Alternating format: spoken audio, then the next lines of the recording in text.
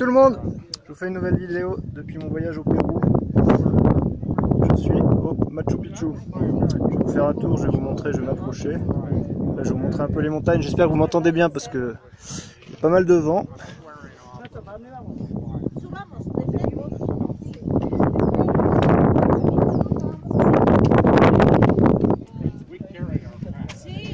Machu Picchu, c'est là-bas.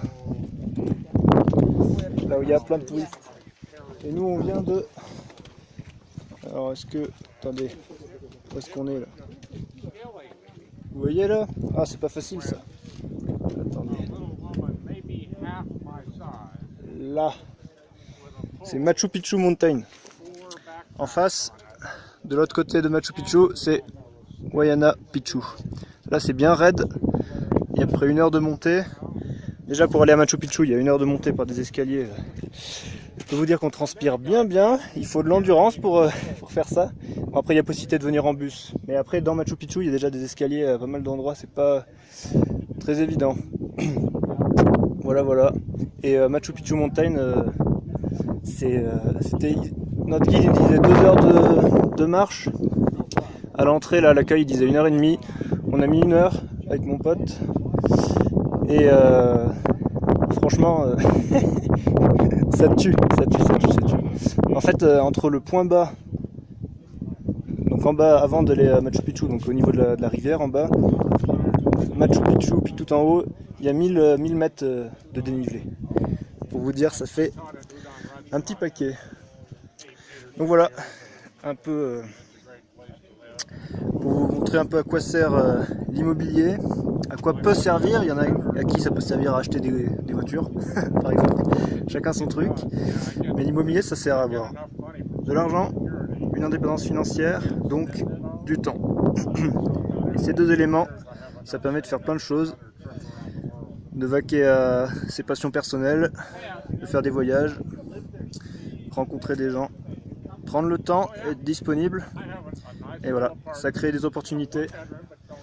Et donc, il faut avoir conscience de ça, que plus on avance, et plus c'est bénéfique, ce style de vie. Voilà. Et mon pote qui arrive, on va marcher un peu, puis je vais vous montrer Machu Picchu. Et puis je vais vous parler de 2 soucis qui me sont arrivés là récemment. Alors, dans les studios en courte durée, j'ai une machine à laver qui est tombée en panne. Et dans une coloc, j'ai un robinet mitigeur qui fermait plus. Les colocs qui fermaient le robinet et l'eau continuait à couler. Donc voilà. Et moi je suis à l'étranger là, donc vous avez bien compris, je suis au Pérou. Il n'y a pas... j'ai très peu de connexion internet. Là je viens de faire 4 jours de trek, ça s'appelle le Salkantay Trek, qui finissait au Machu Picchu. Et c'était bien raide, hein. On faisait des journées de 6 à 8 heures de marche. Et voilà, entre 20 et 30 km. Hier, on a fait 30 km. Je peux vous dire que ça pique. Même moi qui suis un peu sportif. D'ailleurs, dédicace à mon club de muscu Esprit Saiyan. Je porte leur t-shirt. Et ouais, même moi qui suis à la base un peu assez sportif, même si ces derniers temps, je faisais pas grand chose. J'en ai vraiment chié. Et puis c'est l'altitude aussi, hein. Quand on a l'habitude d'être en France à 500 mètres, et encore ça dépend où elle se constitue, et qu'on arrive tout de suite à 2000 mètres, 3000 mètres, franchement à partir de 3000 mètres, dès que ça commence à monter, ça tue. Moi je suis comme ça. je suffoque quoi. Et t'avances comme un papy de 90 ans. C'est fou, hein. Bon. Je sais pas ce que fait mon pote, il s'est dû se poser plus haut. Donc ces 2 soucis, donc il y a eu d'abord le... Voilà, pour gérer ça à distance sans connexion internet, sans avoir de personne de référence sur place, ça a été la merde, je vous l'avoue.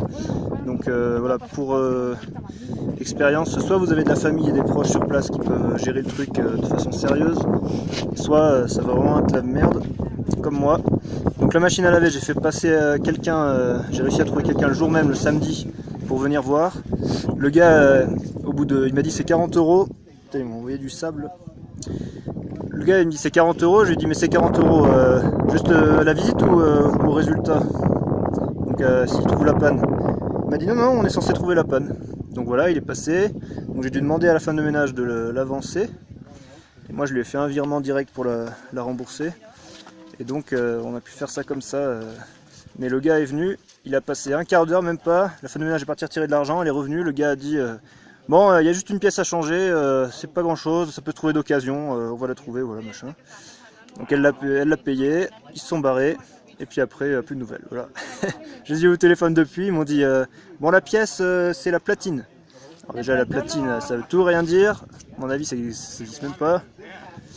Et ensuite, il me dit c'est 250 €. Et le gars, limite, il se met à ma place, il s'énerve au téléphone. Il fait putain, mais c'est des voleurs, ces fournisseurs, 250 € pour une pièce, c'est inadmissible, monsieur. Vous vous rendez compte? Je fais ouais, calmez-vous, c'est moi qui ne devrais pas être content. Et du coup, voilà. Il me dit, vous voulez quand même un devis? Je fais ouais, envoyez mon devis et surtout la référence de la pièce. Parce que j'ai l'impression qu'il me pipote bien, le gars. Et puis voilà, ça fait une semaine et puis plus de nouvelles. Donc heureusement, j'avais un pote sur place qui travaille dans une association et qui a pu faire le nécessaire. Il avait des machines à laver d'occasion, il a pu me dépanner et la mettre à la place de l'autre. En attendant, il y a une solution, c'est la femme de ménage, elle va à la laverie. Mais bon, ça lui fait faire des allers-retours et tout, ça la fait chier. Et puis moi, ça me coûte des frais supplémentaires, donc c'est pas forcément le but.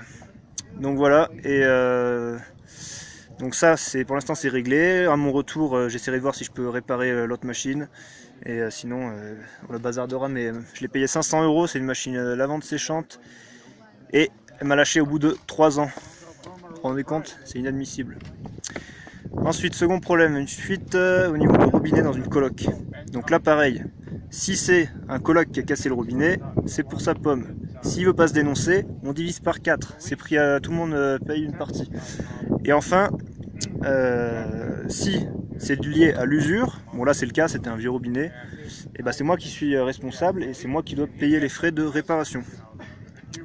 Mais les colocs, ce qu'ils ont fait, c'est qu'ils ont pris l'initiative d'appeler un dépanneur qui est venu très vite, mais qui a chiffré très vite aussi, et qui a facturé très vite aussi. Donc en fait, le gars est venu. Ça s'appelait Dépannage Eric, je crois, un truc comme ça. Le gars est venu assez rapidement, certainement, je sais pas du tout comment ça s'est passé. Mais le gars a dit bon, ouais, d'accord, je sais pas ce qu'il a fait. Il a dit je trouve pas les robinets pour fermer l'eau. Donc, et puis là, faut changer toute l'installation. Alors, ça veut rien dire. Oui, faut changer le robinet, oui, certainement, mais toute l'installation, non. Et donc, le gars, il est reparti. Il a facturé 128 € pour un quart d'heure. Vous vous rendez compte l'escroquerie? Et là les colocs ils auraient dû en fait, dans ce cas là, si c'est des travaux à ma charge, ils doivent me demander, donc soit c'est moi qui gère tout ça, soit ils me demandent de valider un devis avant. Bon là c'est un peu une urgence donc je comprends qu'ils réagissent comme ça, mais ils sont censés me consulter et puis c'était à moi d'appeler quelqu'un avant quoi. Et eux ils ont appelé quelqu'un, ils ont fait venir et puis ils se sont fait arnaquer. Donc bon, là vous voyez deux solutions, soit je leur dis bah écoutez c'est vous qui l'avez appelé, moi j'ai rien demandé, vous vous démerdez, c'est pour votre pomme. Voilà, si on part comme ça va être la guerre, et puis ça va très mal se passer entre eux et moi. Donc c'est pas le but. Voilà, ça fait chier, c'est des sous, c'est du cash flow en moins, c'est des sous qui partent à la poubelle, qui vont à des arnaqueurs.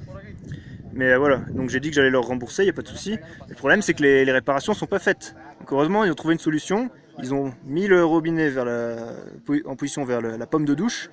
Et c'est un tuyau plastique, le tuyau de douche, heureusement, parce que sinon ça aurait été métallique, ça aurait pas été possible je pense. Ils l'ont plié en deux et il a mis du scotch.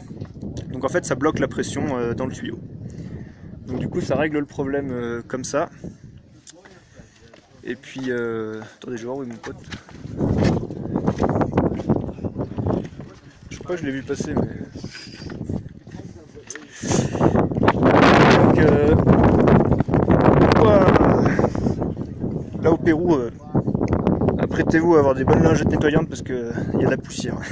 Vous en prenez plein la tronche. Sinon, quoi d'autre? Donc il faut qu'il fasse revenir quelqu'un. Moi j'avais de la chance, j'avais un robinet d'occasion que j'avais récupéré qui était dans la coloc. Donc je leur ai dit, il suffit juste de changer le robinet. Je leur ai précisé exactement où étaient les vannes. Et là franchement le gars il a abusé. Dire j'ai pas trouvé la vanne. Franchement c'est son boulot, un plombier à la base c'est ça, savoir où sont les fermetures d'eau. Et là ça n'a rien d'exceptionnel, c'est dans la gaine technique à côté de l'ascenseur et dans une trappe dans la cuisine pour l'eau chaude. Franchement c'est un truc basique, donc le gars il s'est bien foutu de leur gueule quoi. Donc en fait je leur ai dit soit il le rappelle, pour que voilà, sans surcoût, ils viennent, ils changent le robinet, c'est réglé, soit il faut venir quelqu'un d'autre. Moi j'aurais donné des contacts. Et puis voilà, j'aurais demandé de faire les choses rapidement pour leur confort, quoi, parce qu'ils n'ont pas de douche, donc c'est un peu la merde pour eux. Et voilà, mais encore une fois, c'est à eux d'avancer les frais. Bon, après, changer un robinet, je leur ai dit, s'il y en a pour plus de 40 €, c'est de l'arnaque, quoi. Surtout que le robinet est fourni, il y en a pour un quart d'heure maximum. Donc voilà. Voilà. Donc j'ai pu avoir accès à internet et puis leur envoyer les instructions un peu, mais du coup j'ai pas de data téléphone et tout. Donc c'était un peu la merde. Allez, je vais essayer de rechercher mon pote et puis je vais vous montrer Choupichou.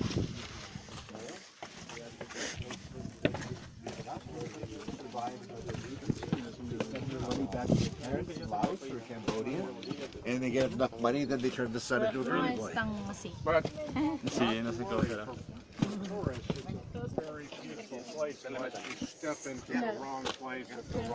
o sea que ahí hay como que algo cerrado. Je pense qu'il est par là. Pas qu'il fasse de blagues, hein, on est ensemble, on est tout ensemble, c'est lui qui a tous les papiers.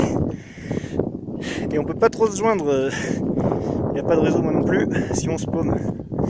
Alors ça c'est important aussi quand on part à plusieurs. On peut jouer les indépendants mais faut pas faire le fou non plus quoi. Voilà, bah vous voyez là où il est.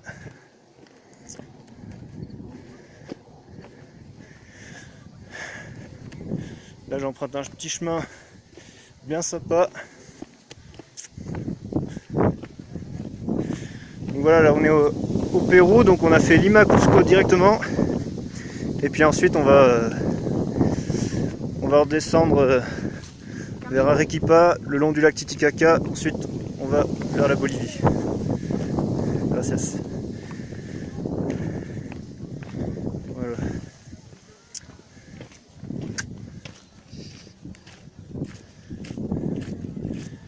Regardez.